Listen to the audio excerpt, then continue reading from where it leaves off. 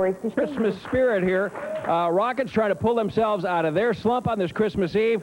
Oilers' Christmas present to themselves and the city is that the season is finally over. As we tape on Wednesday, we obviously don't know the outcome of the game that was played Saturday afternoon against the Jets, but 'tis the season of hope and a new beginning. And no one is hoping more for a new beginning than our friend. Say hello to Ray Childress, everybody.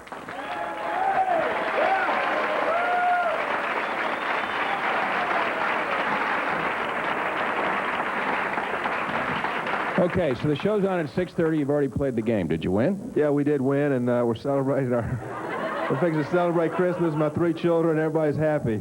Congratulations. That's great. I know you've been waiting a long time. Feels really good. Feels really good to get that losing streak over, and hopefully we'll have a better year next year. I know, but at least it gets a bad taste out of your mouth for the offseason, right? That's right. That's right. All right. Since this is Christmas Eve, the show is airing on Christmas Eve, right. And frankly, all of us, including you, are sick of talking about the Oilers. Tell me, what was your favorite Christmas? My favorite Christmas? I guess it had to be growing up sometime when I was younger, Bob. I have wonderful memories of my mother and father nourishing me and nurturing me, rather, and giving me stuff to nourish me. They obviously nourished you, too. You know how well I am with words. That's the part you're supposed to help me out with. But, no, growing up and just having that family atmosphere. What have your 3 kids asked Santa for? Well, my 4-year-old wants a white Power Ranger, the white-colored Power Ranger, and we can't find it anywhere. It's a new one that just came out, and my wife's been running all over town trying to find this, and she promised him anyway that Santa was going to bring it, so we might have some trouble. Okay. Before we go, your Christmas wishes to the Oilers fans out there. Hopefully a better season next year. You know, I'm sorry for this year. It's been very bad for everyone involved, including myself. So, and you know, that's not easy. We have an uphill fight, the way I look at it, because it's going to be very hard to turn our team around. We're going to have to work very hard. A lot of effort and time and energy is going to have to go back into our ball club now. All right. And let me wish you and your family a Merry Christmas. And next week you come on the show and give us the details of that win that you so vaguely referred to tonight. Okay. Appreciate it. Merry Christmas. Merry Christmas to you, Ray. That's Ray Childress. We got a bunch to talk about tonight. A roller coaster season it has been for Bucky Richardson. He is here, along with Rockets coach Carol Dawson. Tell it like it is. We'll be back. Bob Allen's Tell It Like It Is brough to you in part by Miller Lite and your local Chevy dealer. Where there's no deal like a Chevy deal.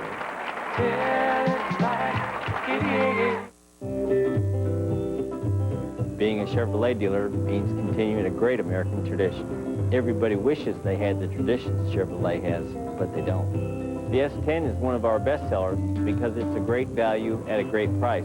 With Smart Buy, you can own this S10 regular cab for $198 a month at your Chevy First Team dealer. From generation to generation, that's genuine Chevrolet. Come home to Texas and genuine Chevrolet.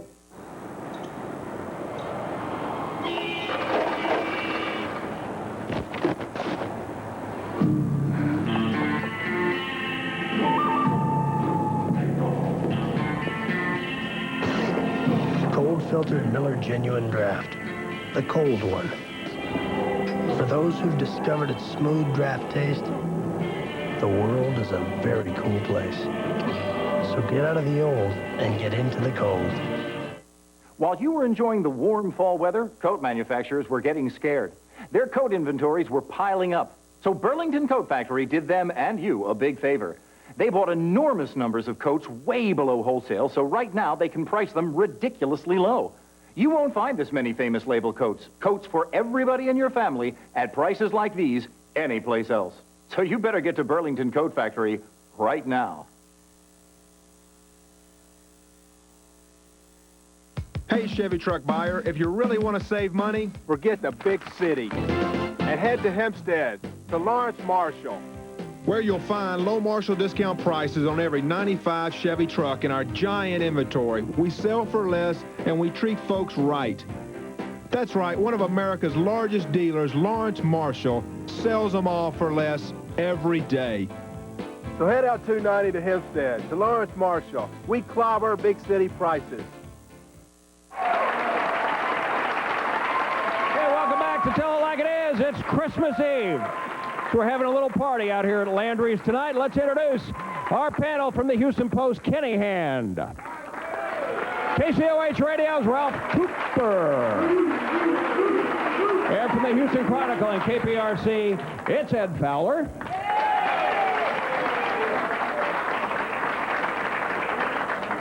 All right, Kenny, we're going to start with you, big boy. You get the prize for being the only one I know to call for the firing of not one, but two head coaches in the same season.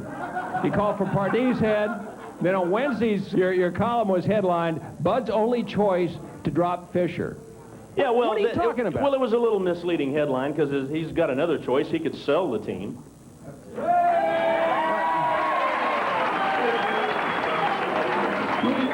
This guy has not had a chance. He picked up a depressed team, a team that wasn't very good, a team that was sputtering, and you want to fire him. Who are you going to bring in? Bob, the point is, if you're Bud Adams, you know, Bud's thinking is, I've got to sell tickets next year. This isn't about how good Jeff Fisher may or may not be. Right now, I'm not all that impressed with what he's done, and I'm not about a defensive standpoint. I'm not impressed with the intensity that the Oilers have played with the last few weeks. But how is Bud going to market Jeff Fisher and 0-6 or even 1-5 if they did win this weekend? How's he going to market that next year? I see this being a bigger problem for Bud marketing Jeff Fisher than Jeff's actual ability, whatever that may be. I still think that they need to bring in a proven, experienced NFL head coach and give him the power to get it done.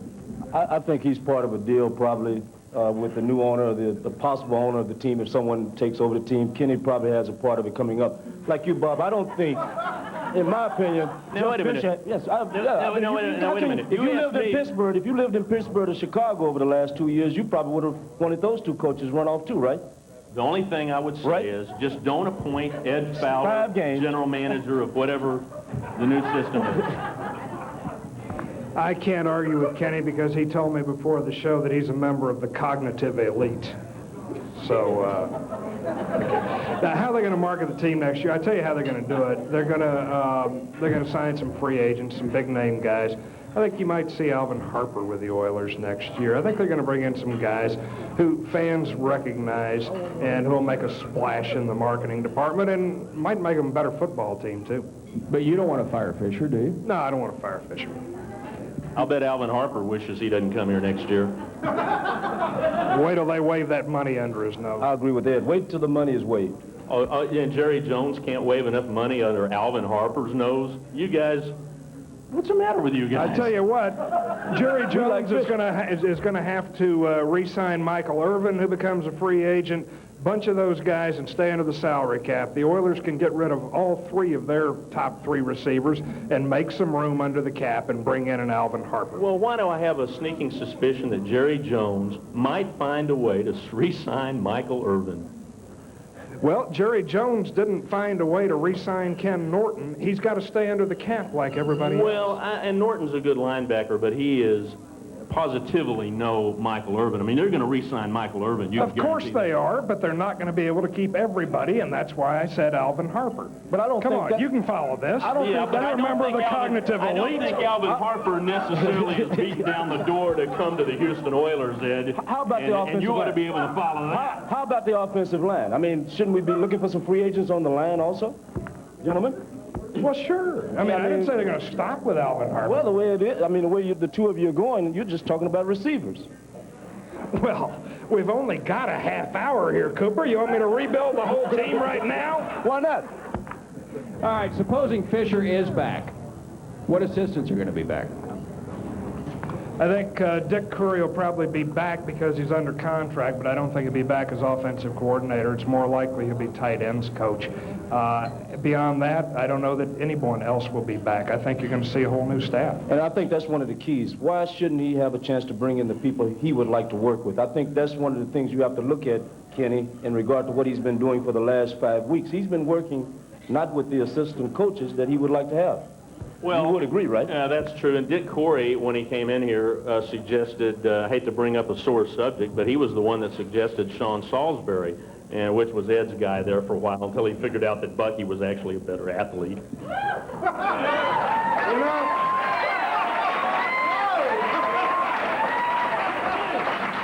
You're such a revisionist historian. I'm surprised you're not Russian. Is Hand a Russian name? Not that I know. I think it's English. Yeah.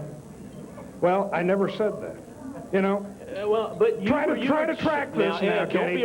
Hang in there. Don't be a revisionist. I said they brought in Salisbury as the #2 quarterback, give him the entire exhibition season, and see what happens. At the end of the season, I said Bucky outplayed him and deserved the #2 job. It's as simple as that. Don't try to change it. Yeah, and guess what? Guess what? The Minnesota Vikings got him back, and when Warren Moon went down, guess who didn't play? Sean Salisbury. That was a huge mistake, among a lot of the boneheaded things that front office. Bob, this could be the big fight that they're looking for in the Astrodome. Hand and Fowler. Put some boxing gloves on the two of them. Well, wait a minute. Will you fight it? You want to sign now? Give me a napkin. You want to sign Okay, I'm taking back control. Go ahead. Back to Bob. Hi, Bob. It's your show. Hi, Bob. Back to Bob. All right, speaking of Mr. Richardson, he went to third-string quarterback, started out in camp, third-string quarterback, beat out Sean Salisbury, as we all know, to be backup. Cody went down, he started, then Billy Joe came, he was back at backup. What a roller coaster season this has been for John Powell Richardson, but he's starting, and as we tape, you will have already, as Ray said, you won the game, so congratulations, Bucky, on a big win.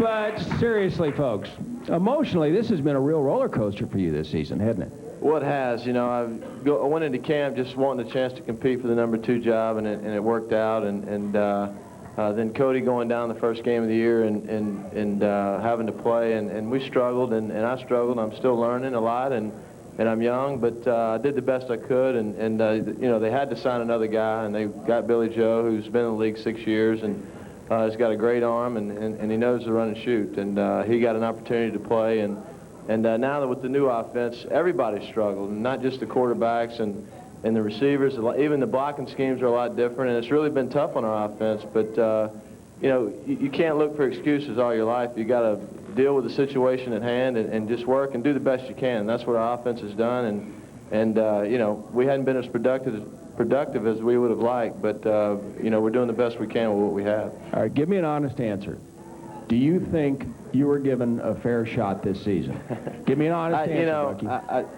I have to say yes, because they made me the #2. They showed me that they believed in me, and they've given me, you know, 3 starts. And to be honest, I'm just glad I'm getting another shot to play after the Arizona game, because you know, I wanted to go in there and do some good things, and it didn't work out. So I'm just real thankful that I get a chance to redeem myself. And like I've said all week, I'm just going to go back to the old way and do things the way I've always done that's gotten me to this point. And I'm just going to play loose and play as hard as I can. Bucky, this revisionist guy here sitting at the in the other stool, Ed, he suggested maybe in a column that I read a few weeks ago that you might move to defensive back next year.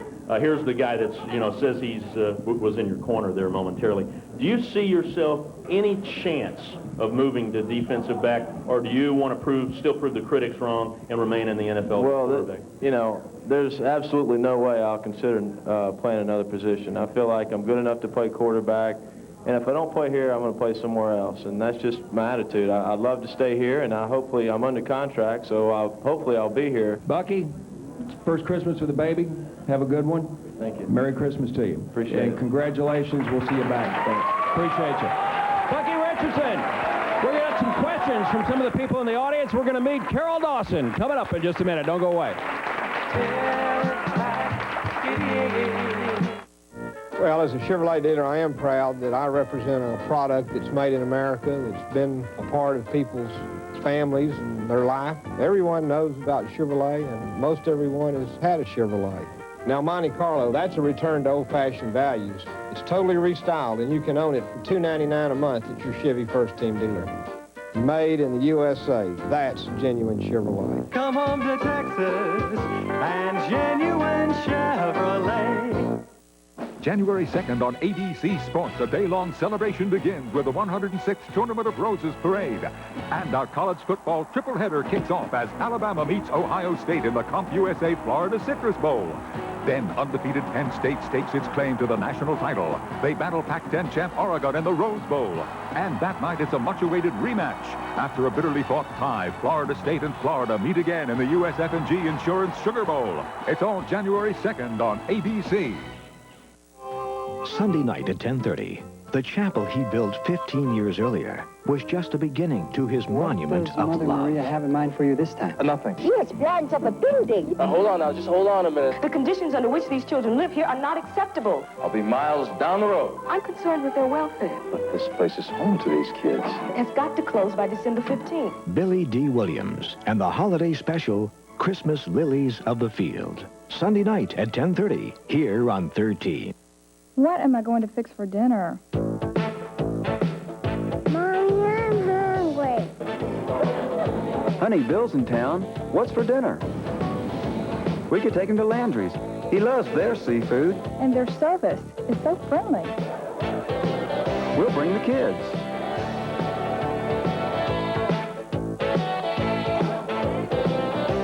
Landry's. It's more than a meal. It's an outing.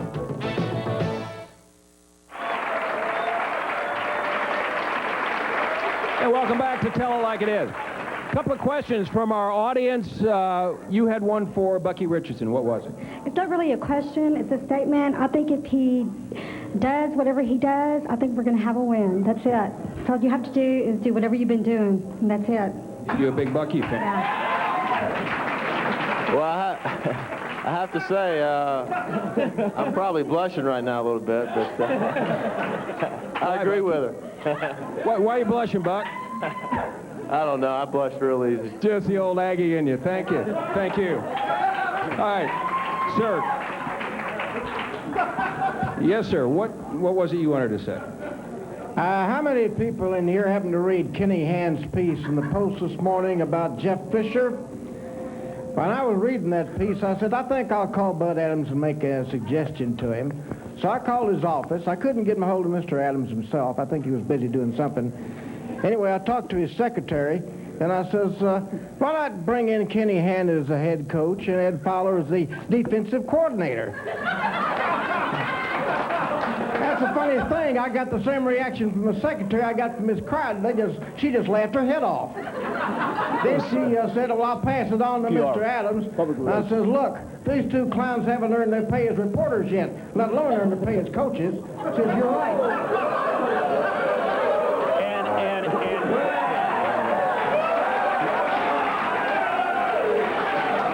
And Bob, the biggest problem... I think that calls for a rebuttal. He did it, and the biggest problem with that is that you know how Fowler might be as a defensive coordinator. He's liable to start punching the head coach. Well, I'm laughing too, pal, because I'm not working for Kenny Hand, I can assure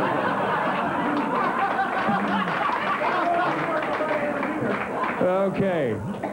Merry Christmas to you. Yeah, right. Yeah. Well, I got a second, a brief program reminder that the program that we're taping, I don't even think I've told you guys yet, on January 5th here at Landry's, Bob Lilly, the legendary Dallas Cowboys, coming in for that. So he'll be here for that.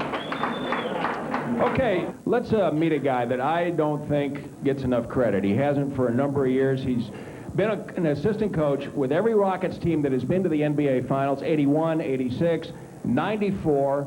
He's a former head coach at Baylor University. He was even a scout for the Dallas Cowboys. He is right there in there working. Other guys get a lot of credit, but he does a lot of the work, and he's got that championship ring on his hand. Say hello to Carol Dawson, everybody.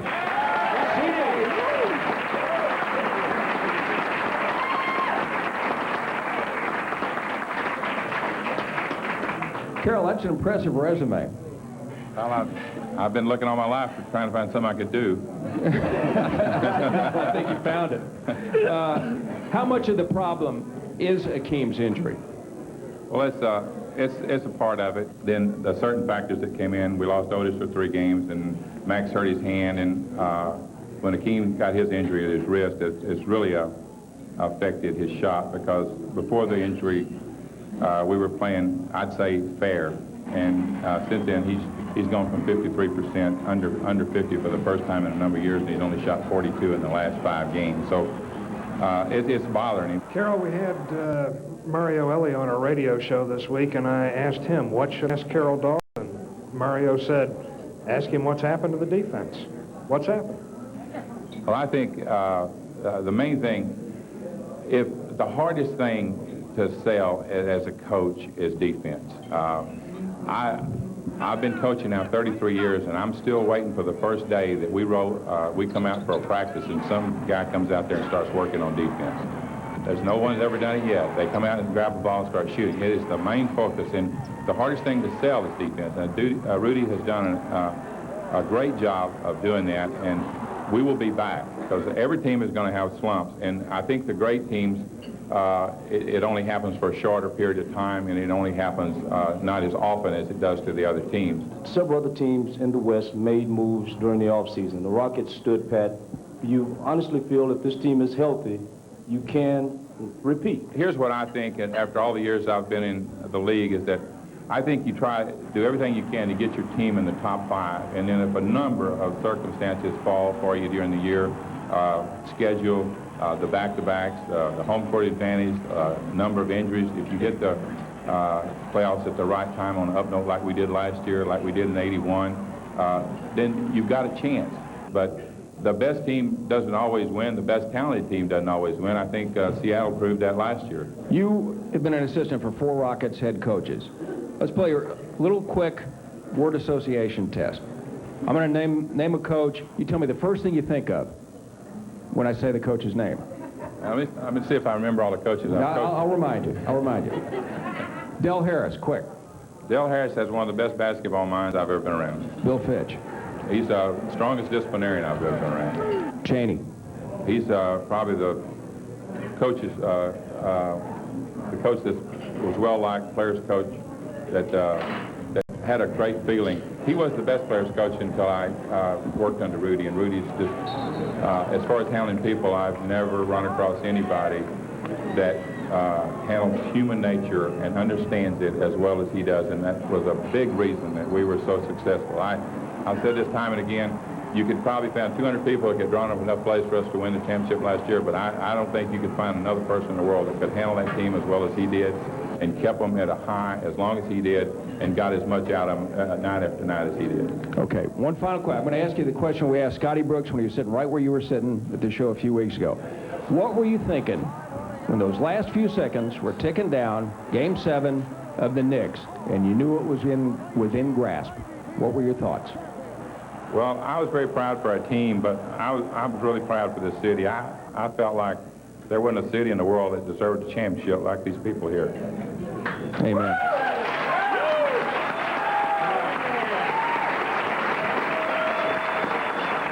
I think they agree with you, Carol. You wear that ring all the time?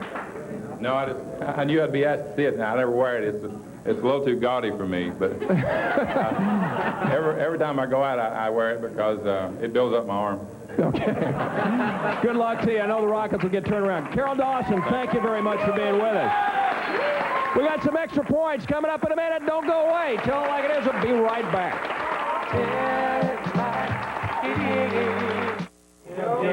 Oh, this guy amazing. Show him, man. I can take this guy with one hand tied behind my back.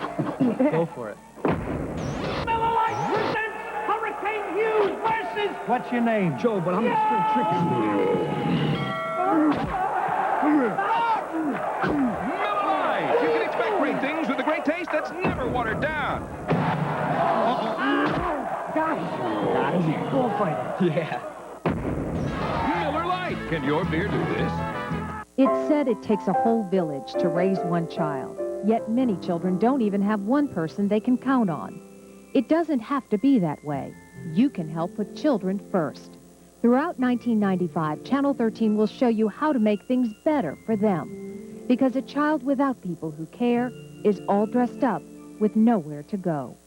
Join Channel 13 in putting children first. A message from our Children First partners, Baker Hughes, Kroger, and Texas Children. I began to hear a voice. It sounded very beautiful, very gentle. The Virgin Mary spoke to Estella. It was a beautiful, beautiful feeling of heaven. God appeared before Jim. I knew instantly that I was in the presence of a being that knew everything about me. What do these visions mean? They're warnings to mankind. What is the spiritual world trying to tell you? Next, Sally. Monday afternoon at 3. On Channel 13, please join us. Being a Chevrolet dealer means continuing a great American tradition. Everybody wishes they had the traditions Chevrolet has, but they don't. The S10 is one of our best sellers because it's a great value at a great price. With Smart Buy, you can own this S10 regular cab for $198 a month at your Chevy First Team dealer. From generation to generation, that's genuine Chevrolet. Come home to Texas and genuine Chevrolet.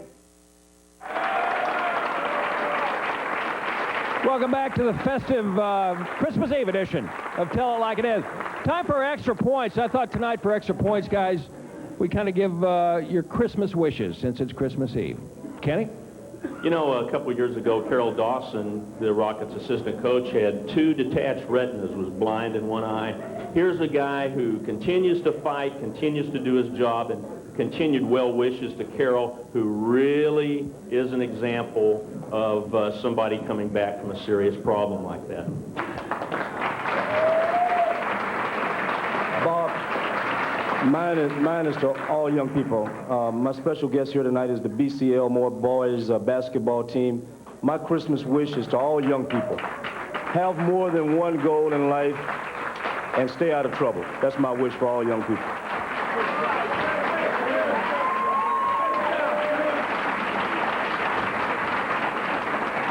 I'd like to join in both of those, and my Christmas wishes go out to you, the fans. You pay the freight, you take a lot, you keep coming back for more. Merry Christmas to all of you. Thank you, guys. My Christmas wish is simple. Everybody stay happy, stay healthy, get involved with someone who might need your help. And every Saturday night at 6:30, if you're not doing anything, you might turn on Channel 13. Have a Merry Christmas, everybody. We'll see you back next week. Bob Allen's Tell It Like It Is has been brought to you in part by Miller Genuine Draft and your local Chevy dealer, where there's no deal like a Chevy deal. Yeah.